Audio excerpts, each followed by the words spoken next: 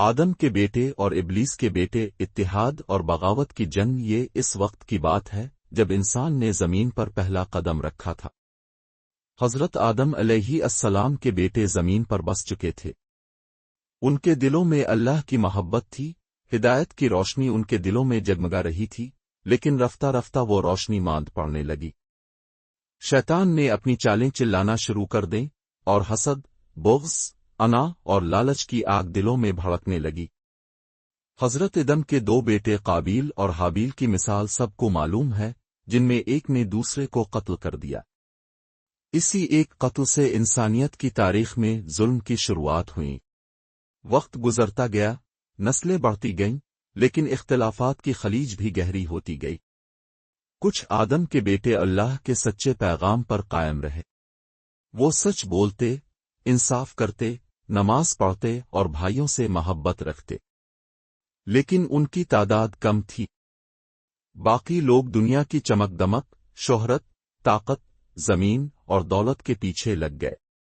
وہ آپس میں لڑنے لگے، کبھی زمین کے ٹکڑوں پر، کبھی عزت کی خاطر اور کبھی محض انا کے لیے۔ حضرت آدم علیہ السلام کی روح اس حال کو دیکھ کر تڑپ اٹھتی۔ اگرچہ وہ دنیا سے جا چکے تھے، مگر ان کی تعلیمات باقی تھیں جو ان کے بیٹوں نے بھلا دیں۔ اللہ تعالیٰ کی کتابیں، انبیاء کے پیغام اور حق کی پکار، سب کچھ نظر انداز کر دیا گیا۔ ادھر دوسری طرف ابلیس اور اس کی نسلیں زمین پر سرگرم تھیں۔ ان کے پاس ہدایت نہیں تھی، مگر وہ اپنے مقصد پر متحد تھے۔ ابلیس نے اپنے بیٹوں کو ایک اصول سکھایا تھا، ہم کبھی آپس میں نہیں لڑیں گے، کیونکہ ہماری طاقت آدم کے بیٹوں کی کمزوری میں ہے۔ ان کو تقسیم کرو، بھڑکاؤ، حسد ڈالو اور انہیں اتنا مصروف کر دو کہ وہ اللہ کو یاد نہ کر سکے۔ ابلیس کے بیٹے یہ سبق کبھی نہیں بھولے۔ وہ میڈیا میں، سیاست میں، دولت میں، تہذیب میں اور ہر وہ جگہ موجود تھے جہاں آدم کے بیٹے کمزور تھے۔ وہ اپنی صفوں میں نہ فساد کرتے، نہ حسد کرتے، نہ غیبت کرتے۔ ان کا ہدف ایک تھا، آدم کے بیٹوں کو تباہ کرنا۔ ایک دن حضرت آدم کی نسل سے ایک نیک نوجوان جس کا نام سلیم تھا، رات کے وقت سجدے میں گرا اور دعا کرنے لگا، اے اللہ، ہم تیرے ماننے والے ہیں، تیرے رسولوں کو مانتے ہیں، تیرے قرآن کو پڑھتے ہیں، مگر پھر بھی ہم کمزور کیوں ہیں؟ ابلیس کے بیٹے تو بغیر ہدایت کے متحد ہیں، اور ہم باوجود ہدایت کے بکھرے ہوئے کیوں؟